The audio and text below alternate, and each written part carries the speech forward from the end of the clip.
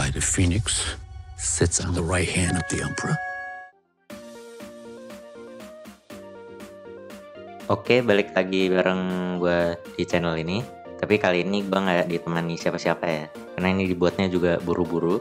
Kali ini kita akan nge-review film yang lagi booming banget, ya apalagi kalau bukan Mulan ya. Untuk review kali ini gue bakal berusaha semaksimal mungkin untuk nggak spoiler, karena film ini juga baru tayang streaming dan kemungkinan juga akan tayang di bioskop ya, kita nggak tahu. Jadi gue bakal seminim mungkin untuk spoiler. Film Mulan ini menceritakan apa sih? Ya, yang udah kita tahu ya di video-video sebelumnya juga udah sering gue bahas.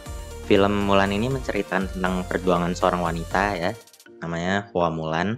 Nah, Hua Mulan ini menggantikan ayahnya yang diwajibkan bergabung dengan tentara kerajaan untuk mempertahankan kerajaannya dari serangan suku Rouran ya. Di sini dipimpin oleh Bori Khan. Di sini Mulan harus nyamar sebagai lelaki karena di masa itu yang boleh masuk dalam tentara kerajaan cuman seorang pria. Oke, kita langsung masuk ke review.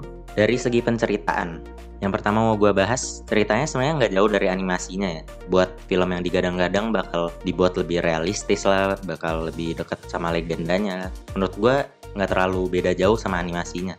Tapi gue nggak mau ngebandingin film ini dengan animasinya kali ini, karena gue mau pure untuk menilai dari live actionnya aja.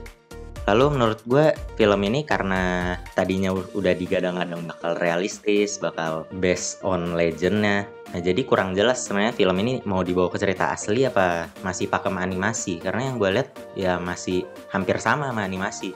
Beda dikit cuma ya nggak terlalu berpengaruh.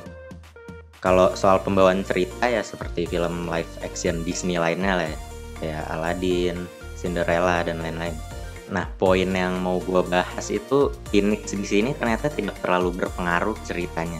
Soalnya kita tahu sendiri si Mushu ini kan naga kecil itu dihilangkan kan dari film ini. Ya itu gue nggak masalah sih, itu wajar ya karena itu menyinggung salah satu pihak.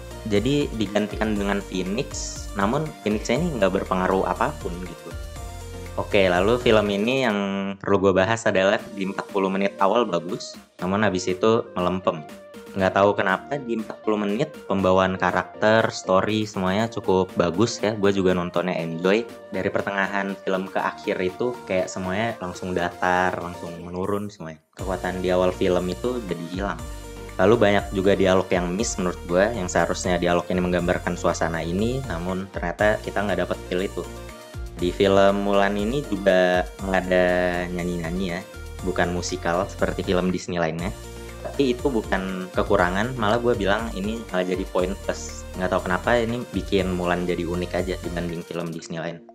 Oke, dari segi karakter ini yang menurut gue bikin film Mulan jadi kurang sih. Karena film ini sebenarnya diisi sama aktor-aktor papan atas, tapi nggak tahu kenapa mereka kayak disia-siakan aja menurut gue di film ini. Terutama Donnie Yen, Gong Li, dan Jet Li. Sorry banget, menurut gue karakter building mereka lemah banget dan terasa hambar.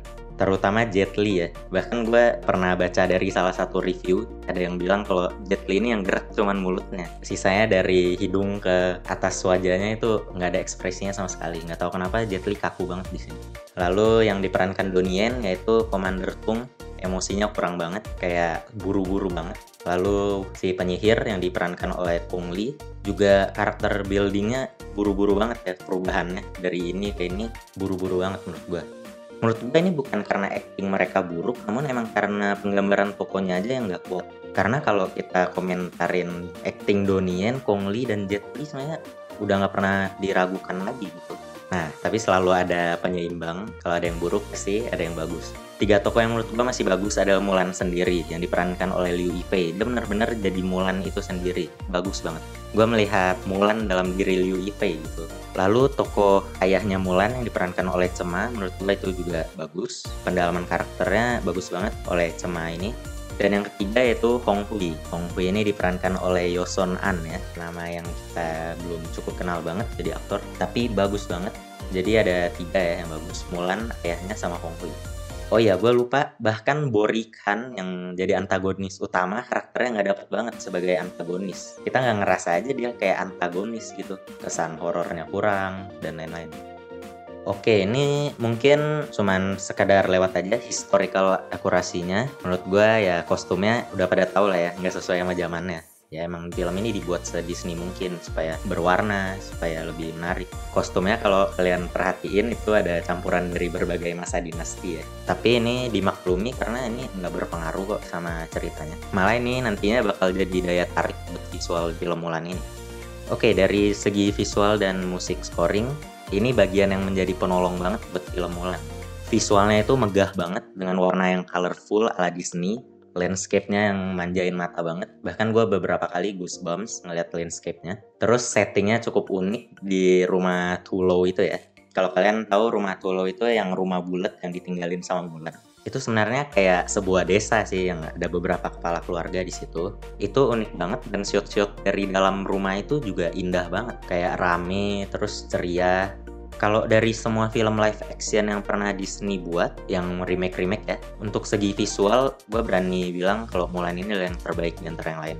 Kalau gue disuruh nilai dari segi visualnya aja, gue berani ngasih nilai 9 buat visual dari Mulan ini.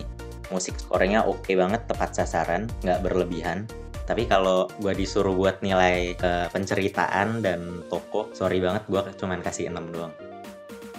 Oke, masuk ke penilaian dari 1 sampai 10 untuk film ini gue kasih 7, nggak kurang nggak lebih.